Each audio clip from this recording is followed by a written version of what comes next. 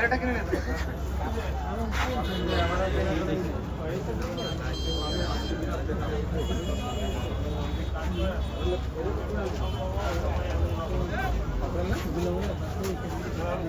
করে তারপর আপনার দিব